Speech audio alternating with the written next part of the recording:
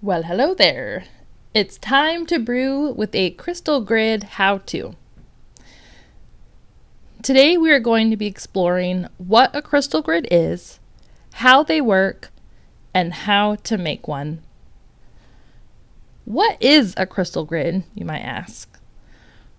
Well, my teacher from Hibiscus Moon Crystal Academy officially defines crystal grids as a geometric pattern of energetically aligned stones charged by intention set in sacred space for purpose of manifesting a particular objective.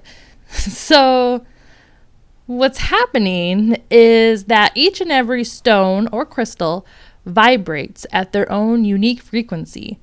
And really everything vibrates. Everything's on a vibrational pattern, but we'll talk about quantum physics another time. Now, when these stones are placed in a specific pattern, their frequency all merges together and it increases, and we are able to manifest or create any wishes or desired intentions. We harness energy to make magic. What are desired intentions? Well, think of your wishes or goals, anything that your heart is desiring. What is it that you truly desire? Some good ideas would be something for good health, maybe looking for a new job, attracting love, romance, or maybe even a prosperity and abundance. I actually did one of those on the last new moon. You can check out that video in my channel. In fact, before you begin anything, think about what your intention is. You can write it, say it, think it, sing it, whatever you choose. Just make sure you have it. The location. Where are you going to put this grid? How big are you going to make it? You might already have an altar or a sacred space. If you don't have an altar, a windowsill works great, or a kitchen table, just any place where you have the room and ability to set up a crystal grid. And I'm today going to be showing you on my kitchen table. So another thing you could do with location is you could grab yourself a compass and face yourself magnetic north, and then begin your grid. That way you're energetically aligned with the Earth's magnetic north, just to kind of enhance your crystal grid. The next thing you're going to need to find is a pattern. So there's many patterns that you can choose from. You can do a simple square pattern, very easy. You could also do a star pattern. Both of these are good for protection and they're power shapes. They're also an alternative to the hexagon, which is a six-sided geometric shape, which is actually just like the quartz crystal. A true quartz crystal all has a perfect six-sided geometrical shape. So if you ever look at a quartz point, that its structure is made up of six sides. You could also do a circle, which is endless abundance, same as an infinity sign for prosperity, love, health, unity. There's also the spiral or the golden ratio, and this one is great for creativity and manifestation. And if you really want to go out, we have the flower of life. This one has overlapping circles, creating many points. This is great for making a larger grid.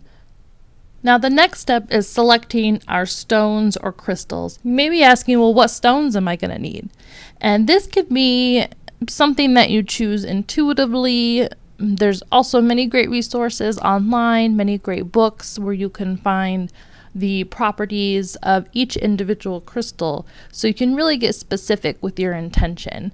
And I do recommend doing a little bit of research to help empower your grid. We always want to make sure that our center stone is the largest stone, and then gather your surrounding stones to what you may need for your pattern. You're also going to need an activation wand. Really, anything, any crystal that would work. We're just trying to connect each crystal together, and just anything that has a point. Anything with a point is really the best.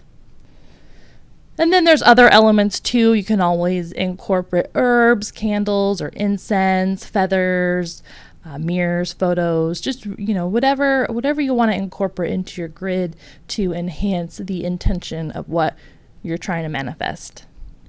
Finally, you want to make sure that you smudge or cleanse your crystals.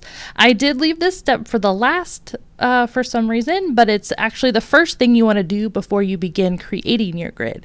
You want to cleanse your crystals, cleanse your location, your space, and even cleanse yourself too.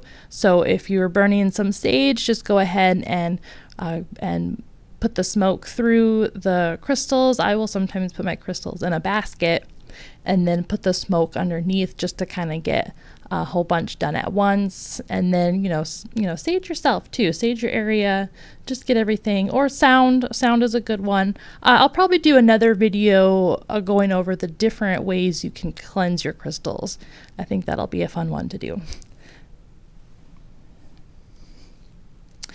And then once you've gathered all your tools and you've got everything in mind, your intention in mind, just go ahead and start creating. Start putting everything together. If you want to use a template, you can.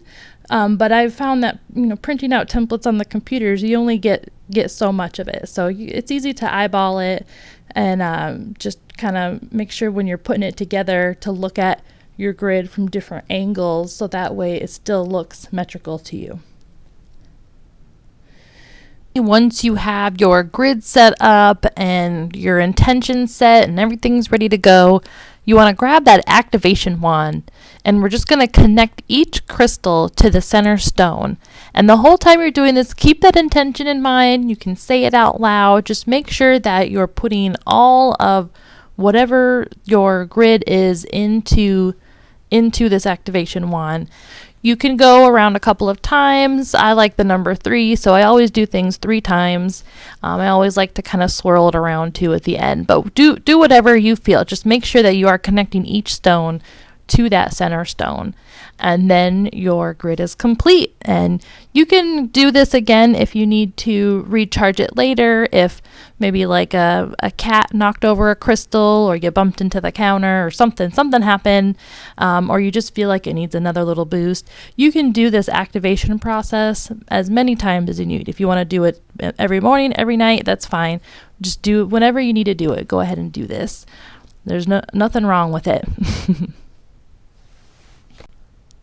You may recognize this historic stone structure found in England called Stonehenge. Kind of resembles a crystal grid, wouldn't you say? I wonder what their intention was behind that. We also have the maybe less recognizable, the world peace grids, and these are placed at the Earth's magnetic north and south pole. They definitely had an intention in mind with this.